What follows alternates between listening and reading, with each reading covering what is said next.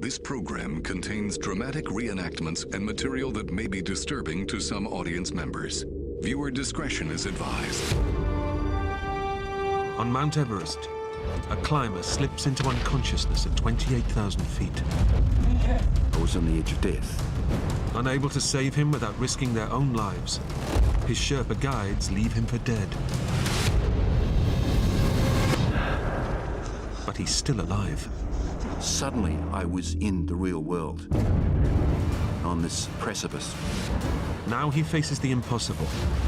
To survive a freezing night alone, without shelter or oxygen, on the world's highest mountain. It was so cold. There was a wind swirling around like a hurricane. I thought, well, this is when I'm actually going to die.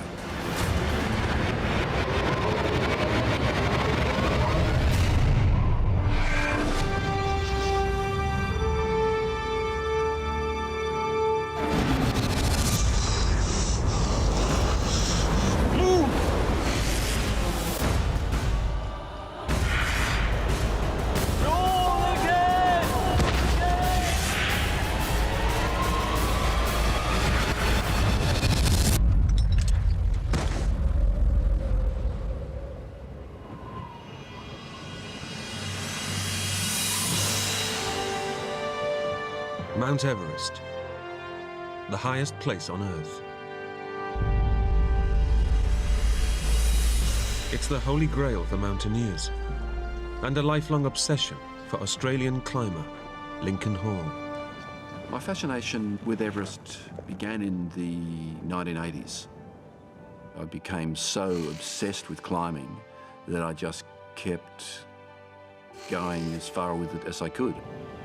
And that took me to Everest.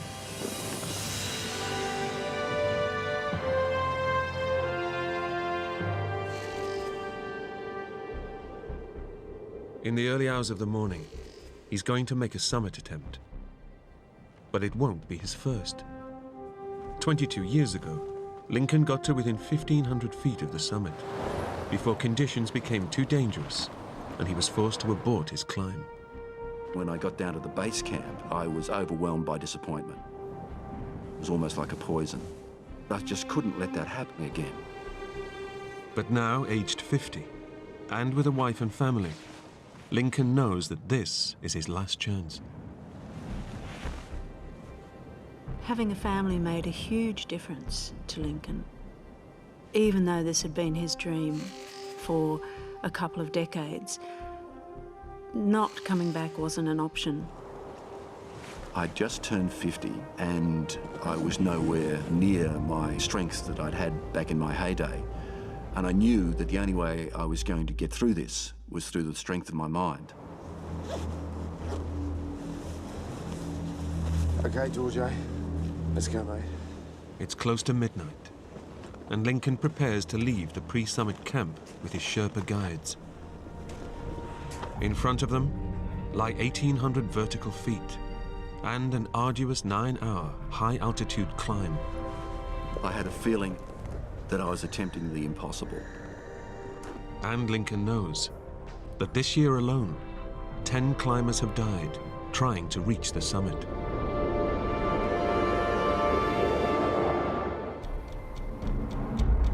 At a lower camp, Lincoln's close friend and expedition colleague, Mike Dillon, is monitoring his climb. Lincoln and I had been friends for many years. She was one of the best climbers in Australia and a great friend. Lincoln's left camp, Mike. Over. We were expecting to hear, hopefully, good news.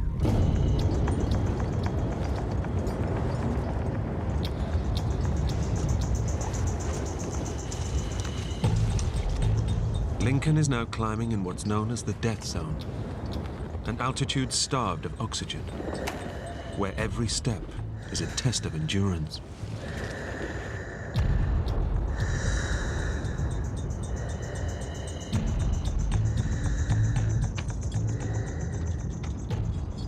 Then the ambition starts to come in and the excitement starts to come in and the energy comes in, because this was my big chance.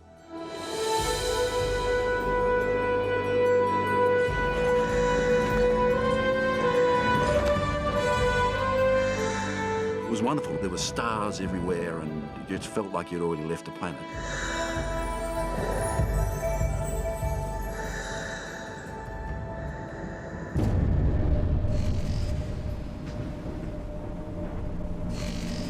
As dawn breaks, he reaches what's known to climbers as the second step. The biggest obstacle between Lincoln and his dream. It was just all that joy of the technical part of climbing combined with the world's greatest mountain.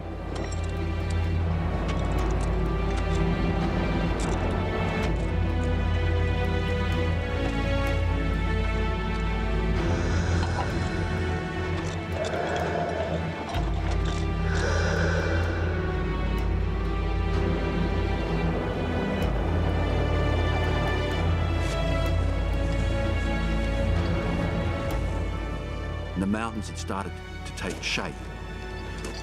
We could see the ghostly shape of the summit pyramid.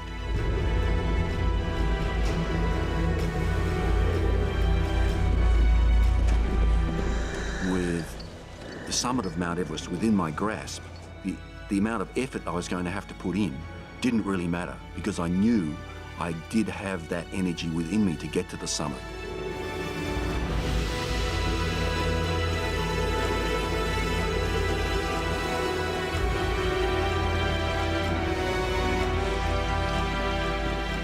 Those last steps were really difficult, but I knew I would get there.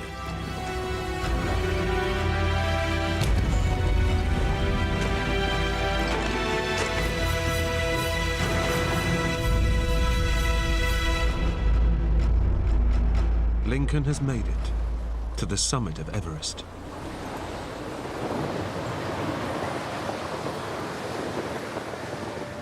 He's on top of the world. I could just feel this glow of excitement and of joy. It was just the most wonderful feeling.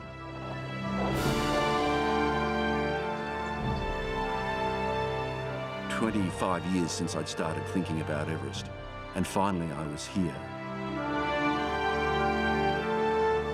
And just the immensity of the view, the distance that you could see, the curvature of the earth. It was just beautiful.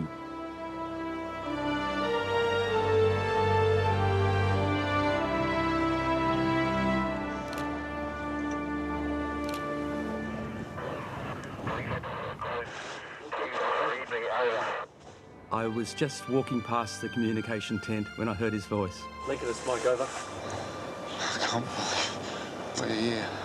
It was fantastic because Lincoln deserved it more than anybody. Finally. He was perfectly calm. It sounded as though he was ringing from the office. Thanks, guys.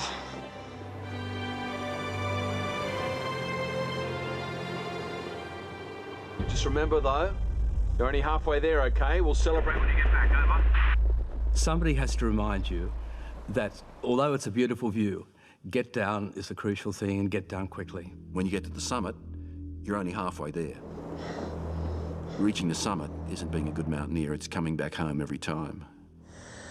Lincoln knows they must descend immediately from the death zone, as no one can survive at this altitude for long. The death zone has earned its name because it's at a height where your body is literally dying. With the shortage of oxygen, it's very easy to let a little error slip past you, and that can lead to death. Lincoln and his guides now face a grueling 3-hour descent to get back to the pre-summit camp.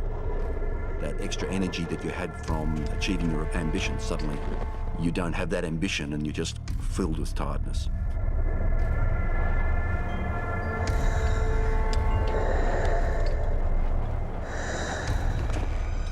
Suddenly, I just felt exhausted.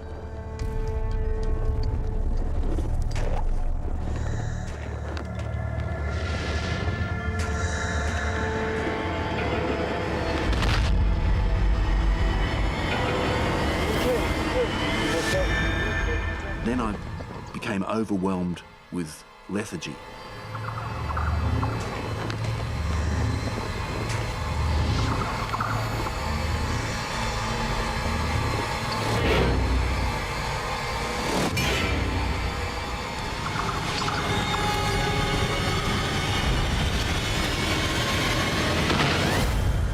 I passed out in the snow.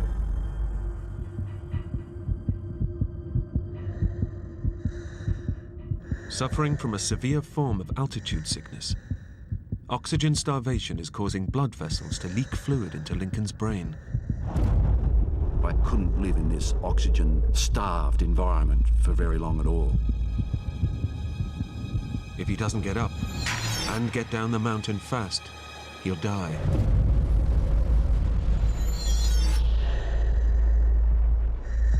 I just don't know what happened. Okay.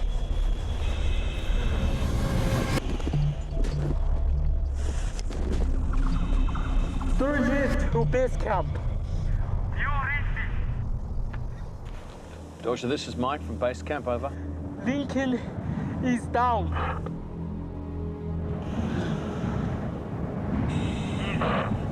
Breathing. At base camp, Lincoln's friend Mike Dillon knows this is desperate news. Lincoln is suffering from severe altitude sickness, or cerebral edema. We started to be very worried because when you get cerebral edema at that height, it's very unlikely that you'll live. Pressure is being put onto your brain. There's nowhere for that pressure to go, so it makes you go delirious and you die. Is he talking? Is he making any sense? Over. Cerebral edema can kill people instantly, but we knew that sometimes it can take a little while. Close to the summit of Mount Everest, it's impossible to bring Lincoln down. No one has the physical strength to carry anyone down from that height. Lincoln. Helicopters can rescue you from ships, from being lost in the bush. You can be rescued from the water, but you can't be rescued from the summit of Mount Everest. Over decades, more than 200 people have been left for dead near the summit of Everest.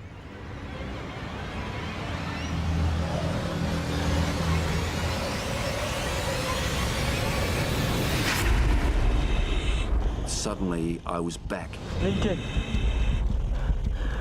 in a sort of, I wouldn't say lucid state, but I actually realized where I was. I was on Mount Everest.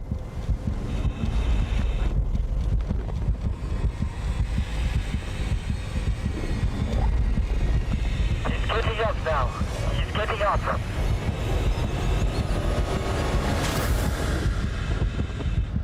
Good work, Dorsha.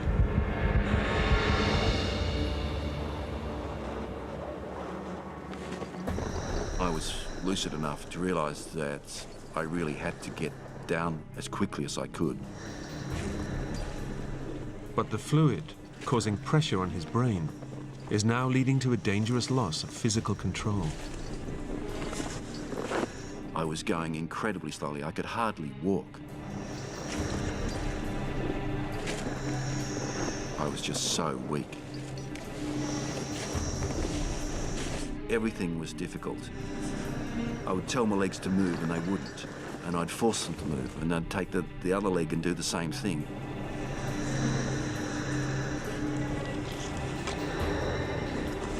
It was my mind that was driving me forward.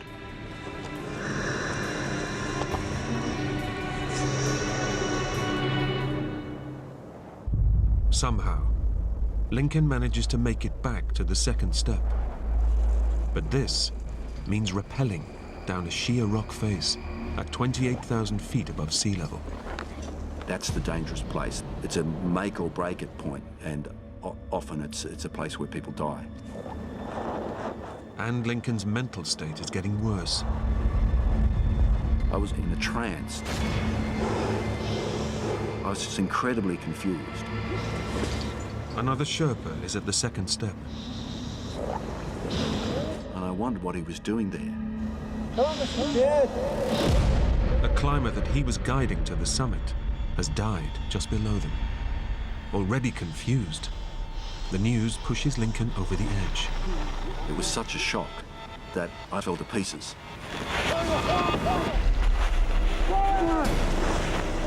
It was me battling the Sherpas.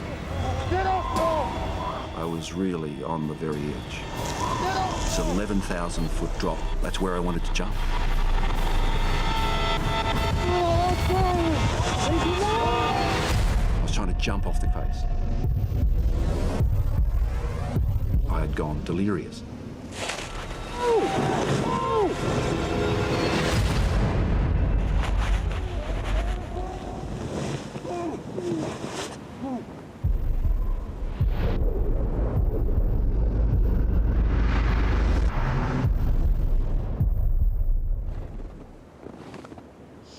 Torje to base camp. Do you read me? Over. His guide radios Lincoln's close friend, Mike Dillon, at base camp for help. Put the radio to Lincoln's ear. I want to talk to him. Okay, Lincoln, mate, it's Mike. Can you hear me? It's fine. We were his friends, we spoke his language. Even though his mind was obviously irrational, we thought that we might be able to help. Lincoln, you got to get up. Mike is Lincoln's only hope. The Sherpas can't carry him down. But staying with Lincoln at this altitude could kill them too. If Lincoln doesn't get up, he'll be left to die. Lincoln, Mike, hear me? Get up, get up. Come on, mate, get up. Suddenly I could hear an English voice, You have to keep going, all right? but it was Michael Dillon begging me to come down. Lincoln, listen. To me. Come on, Lincoln. Lincoln, you have to help the Sherpas. To help you. Get up, mate. Come on, get up. And that managed to get through to me, and suddenly We're coming down. I was back. He's getting up now. He's getting up.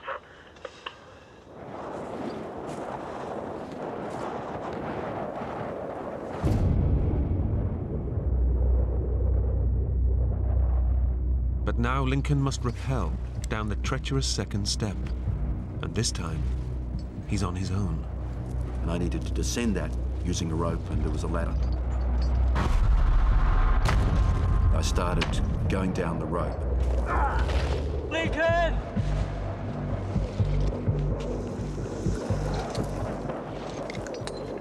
I managed to get halfway down. And then I started hearing voices.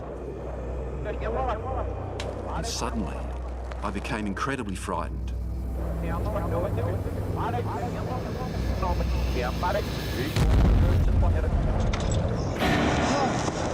I just panicked.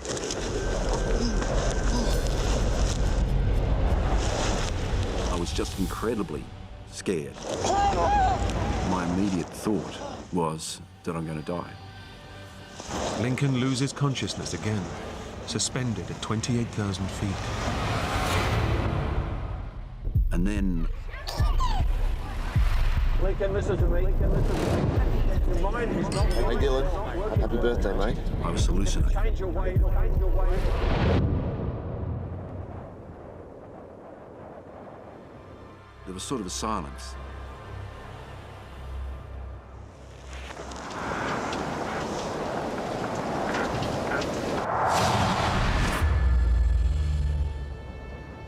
But suddenly, everything was wonderful. This amazing view. I forgot about everything else. I just started to feel this joy at this wonderful mountain scene with the warm colours of the late afternoon on the snow.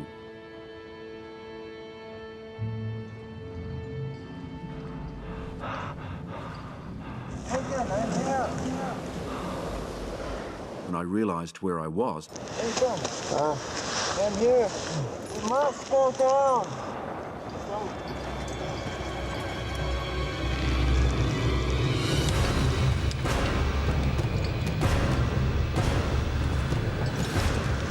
pulsing with adrenaline, I rappelled down.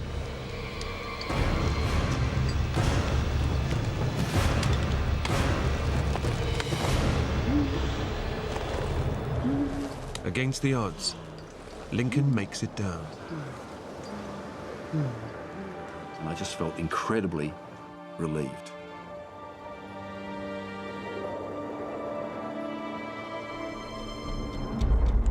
Go! The Sherpas took advantage of the fact that suddenly I was re-energized, and they kept at me. Move! Move! They just kept telling me to keep moving, keep moving, keep moving. But vital time has been lost. And at this altitude, every second counts.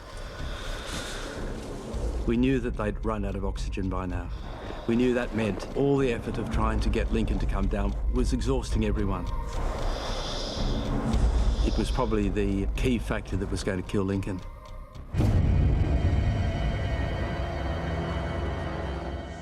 As the Sherpas desperately try to push Lincoln on, disaster strikes again. I collapsed in exhaustion. I just had no energy. And I was able to move no further. I was actually felt quite pleased to lie there. Lincoln, keep breathing. Breathe. Lincoln is down again. He was breathing very slowly and he was in a very bad way. He's lost all heart and hope, they put it like that. I remember thinking, he's a goner. Lincoln. Lincoln. The Sherpas put their finger into Lincoln's eye and he didn't respond at all, so he was in a comatose state. We knew that Lincoln wouldn't live because if you've got cerebral edema, you've been without oxygen and you're that high on Everest, no one has survived. But to be realistic, we have like 0 chance of getting him down. If the Sherpas stay up there, they could all die. The Sherpas had put in superhuman efforts, but we had to realize that there was some point where someone would have to make the decision that to save their lives, we would have to tell them to leave Lincoln and head down themselves.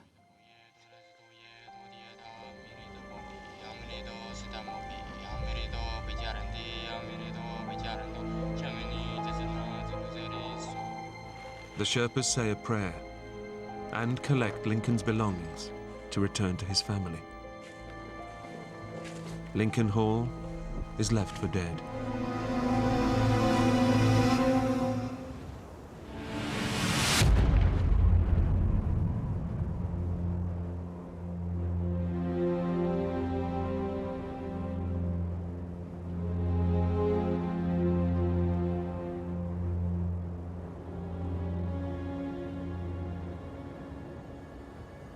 Back at base camp, Mike Dillon has just received the news.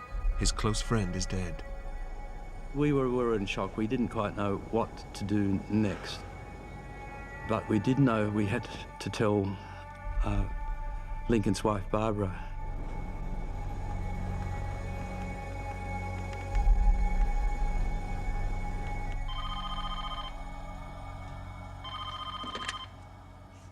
Hello? Hi, Barbara. It's Mike.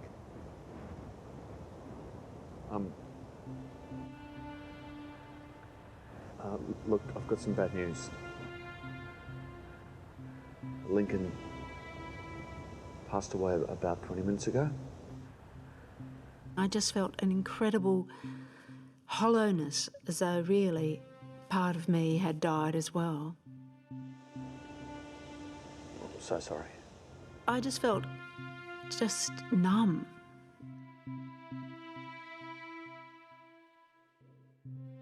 I just felt completely numb and hollow.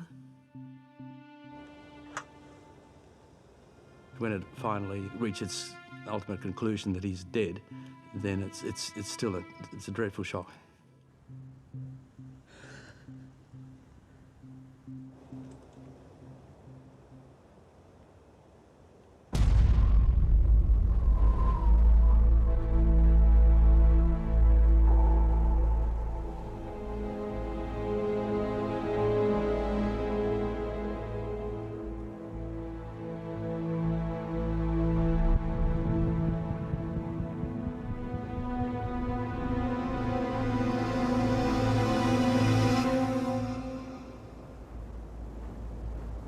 3 hours after being left to die,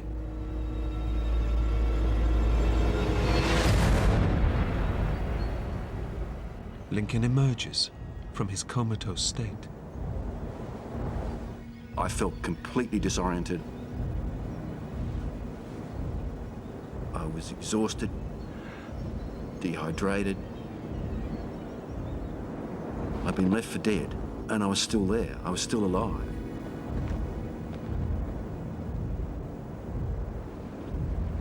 I very carefully looked for my pack, which had some really useful things like a warm thermos and a headlamp and some extra clothing. But the pack has gone. Lincoln's guides have taken all of his gear to return to his loved ones.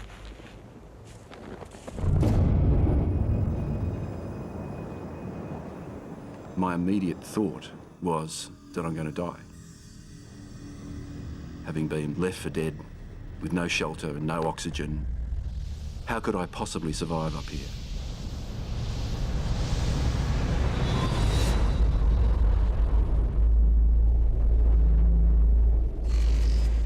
Night falls on Mount Everest.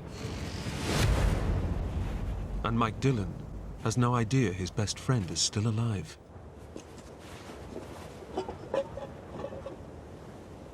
I had to go to Lincoln's tent and pack up all his belongings, report to the authorities that he died.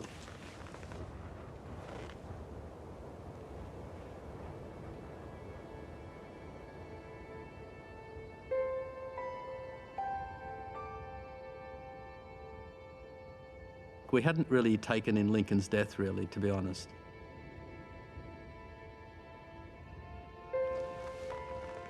Your brain can't process this kind of information.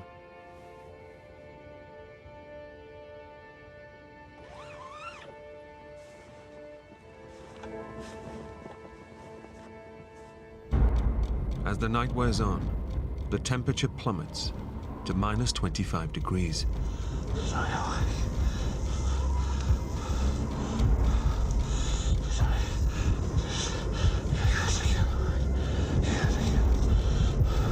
It was so cold.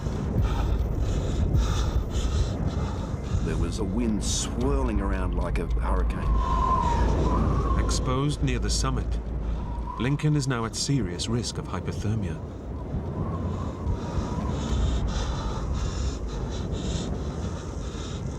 If he falls asleep, he will drift back into a coma and quickly freeze to death.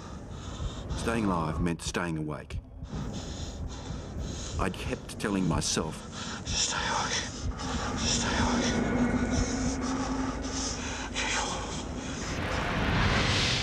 My mind was ready just to drift off into nothingness, into the warmth of imminent hypothermia. But I just couldn't let that happen. So I rocked my body in a sort of circular motion. As the hours go by and the temperature drops further, Lincoln doubts he'll make it through the night. My family's back home, and there's this aura of death.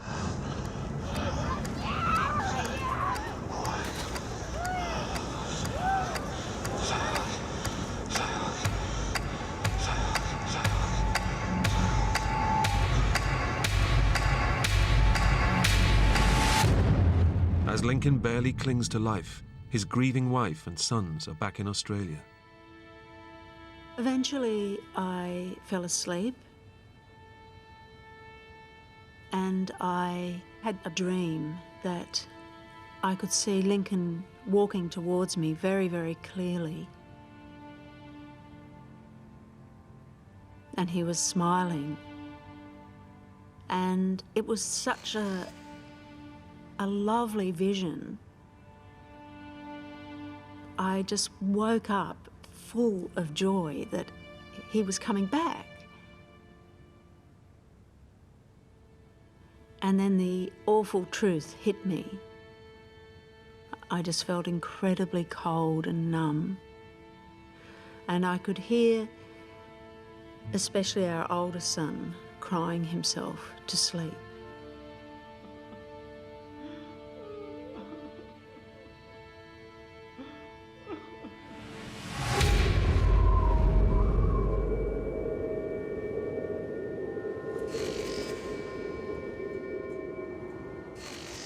By the early hours, Lincoln is losing the battle to stay alive. I was so cold. I couldn't feel a thing. And then I realised, with horror, what I wasn't feeling.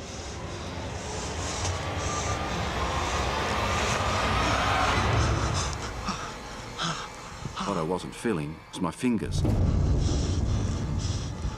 And I recognised the wooden feeling of frostbitten fingers.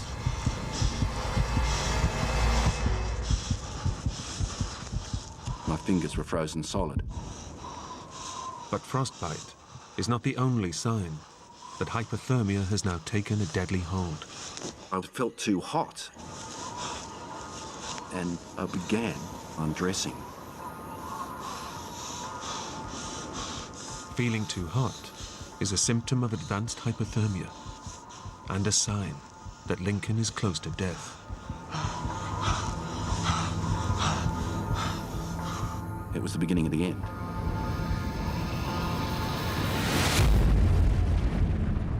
At camp, The Lincoln Hole.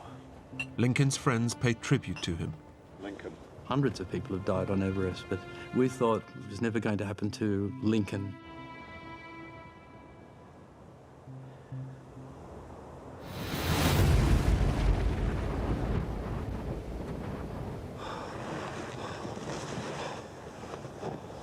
I had an hallucination where I was wearing a really warm and comforting cloak. But that cloak was the warmth and the welcoming of my imminent death.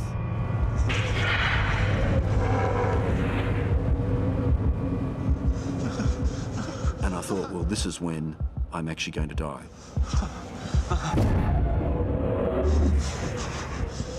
And then I had horrible, horrible recognition of the fact that I would not ever see my family again.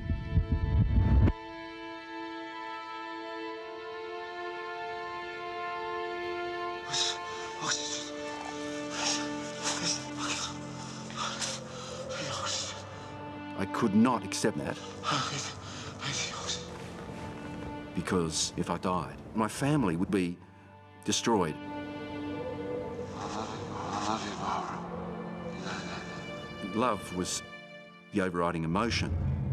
You're having a great birthday, mate. I couldn't wear the cloak of death. I had to find a way out. I had to come back to my family.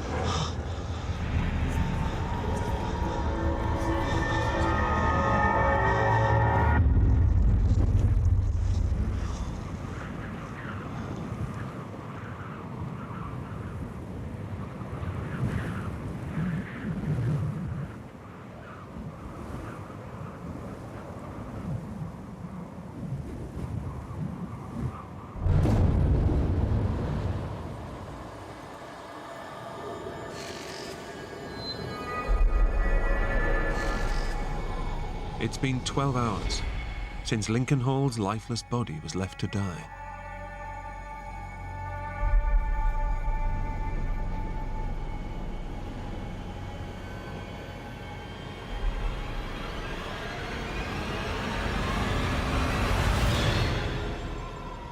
Incredibly, he's still alive. But alone, near the summit of Mount Everest, he's barely clinging on to life.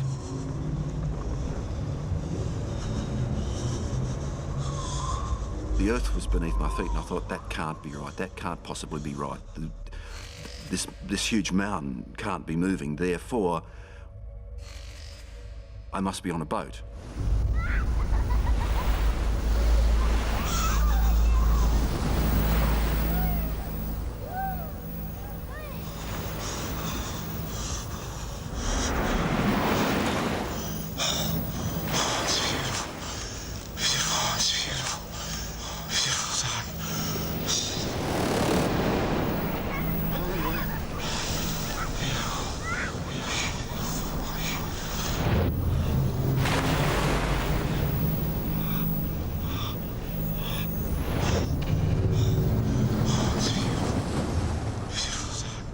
I was so contained in that bizarre world of hallucinations and loneliness and cold and death.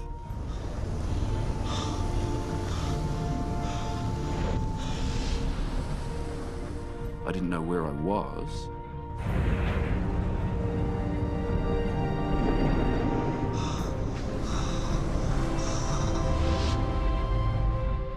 I knew someone was there.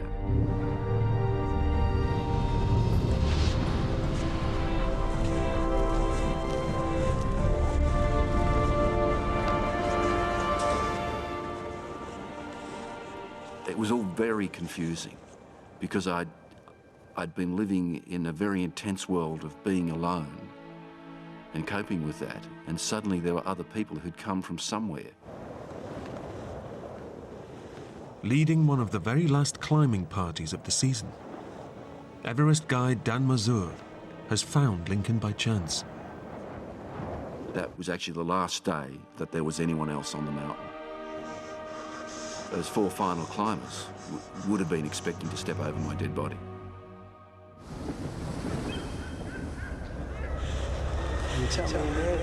He had this really kind of wide-eyed, very gaunt look in his face. He was not in good shape, you know, and 28,000 feet, you know, the human body is very fragile. Severely hypothermic and delirious from the swelling in his brain. It may already be too late to save Lincoln. He kept looking at us and saying, "Oh, this is a brilliant boat ride we're on. What a brilliant weather for a cruise." Just lie down.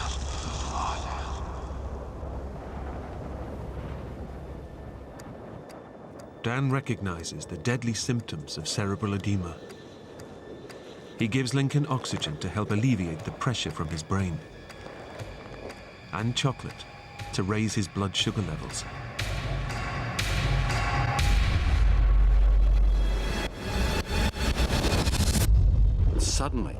Suddenly, I was in the real world. I just didn't remember what happened. Lincoln is pulled back from the brink of death. Dan Mazur, on 7 Summit. Team, over. This is 7 Summits, Dan. Go ahead, over. We suddenly heard a guide's voice come on the radio. You have somebody called Lincoln Hall with your team. Lincoln died? He died last night. Over. He's alive. You're kidding me. It was pretty amazing. We were still in a state of shock. We hadn't really taken in Lincoln's death, really, to be honest. And now we had this extra news to take in that Lincoln wasn't dead. A team of Sherpas is quickly mobilized to rescue Lincoln. But they are 4 hours away. And Lincoln has already slipped back into a delirious state. You can slip away into unconsciousness and coma and death extremely rapidly up there. I was hallucinating madly. He turns on those trying to save him. He fought us. He took off his oxygen mask, he ripped it off. I was trying to go back up the mountain. In fact, I was on the edge of death.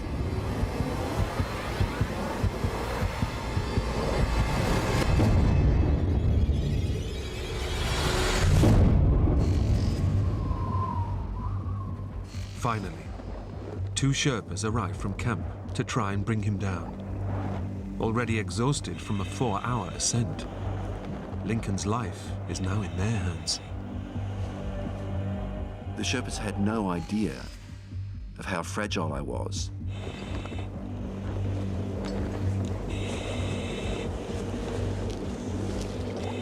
I could only get half a dozen steps.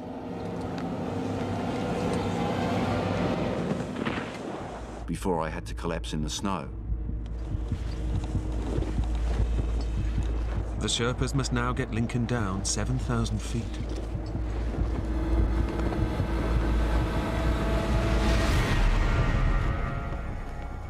Three hours since the Sherpas reached Lincoln, and Mike Dillon is getting anxious. Lincoln was, in a bad way, he was alive, but we didn't quite know whether he was going to ultimately survive. We thought he had a 50% chance of making it.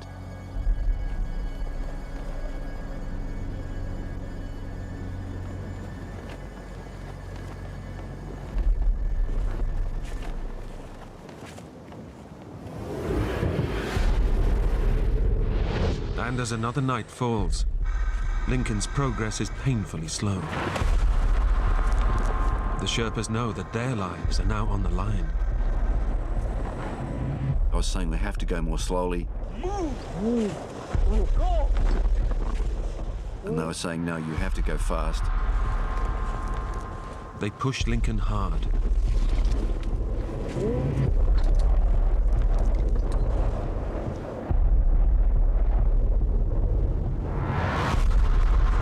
Keep going! They were prepared to do anything to get me off the mountain.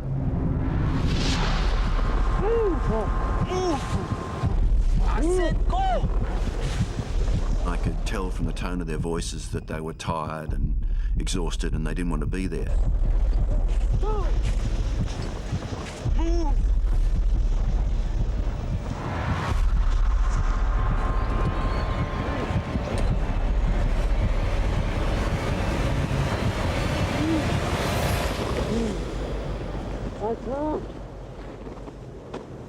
Get up! One of them went to hit me with his ice axe.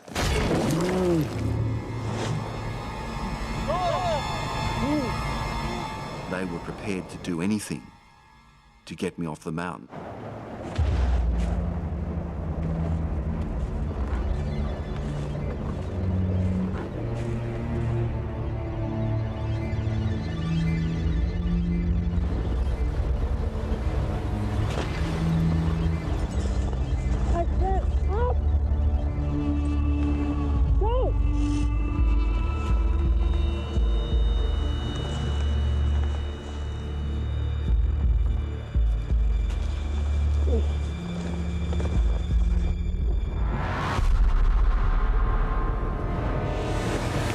Go! Keep going! 10 hours since the start of the rescue, Lincoln is losing his battle with hypothermia and cerebral edema.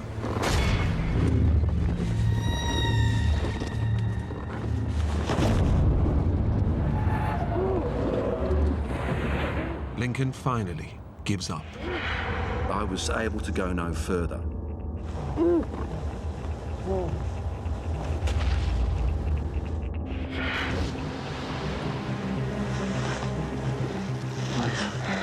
Please. Just leave.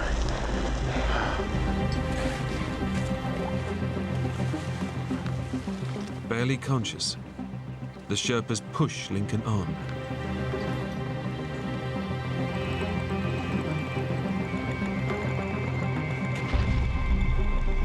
The only thing I could do was just to hold on to my commitment to find a way through this. Get up! I just had to be able to keep walking, to stay alive.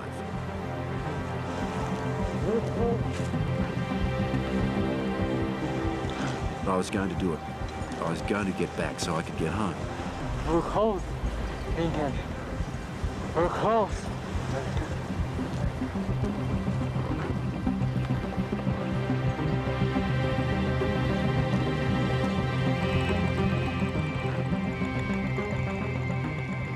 I came around a slight crest in the slope.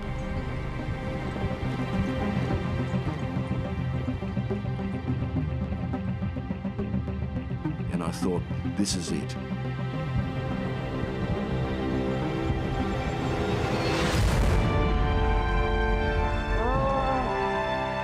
I'm going to survive.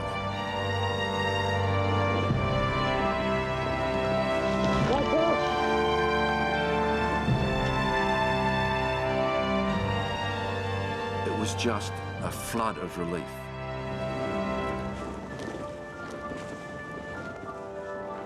But I didn't have any energy left for jubilation.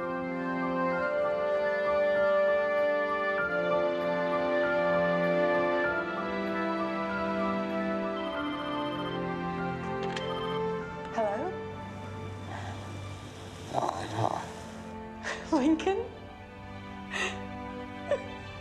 Lincoln's voice was so hoarse, I couldn't believe it was him. It's okay. She knew it was me. And that was just the most wonderful moment. It's okay, baby. I'm okay, I'm fine.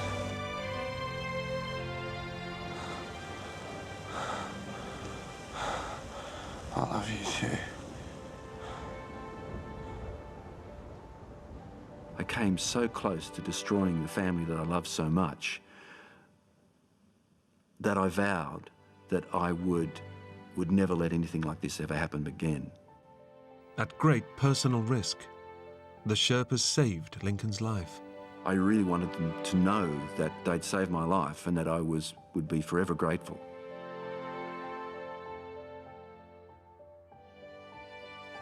Lincoln recovered, but lost the tips of his fingers and a toe to frostbite. He still rock climbs, but has no plans to attempt any more major peaks. Doctors have yet to understand how he survived so long, with so little oxygen and without shelter, in Everest's death zone.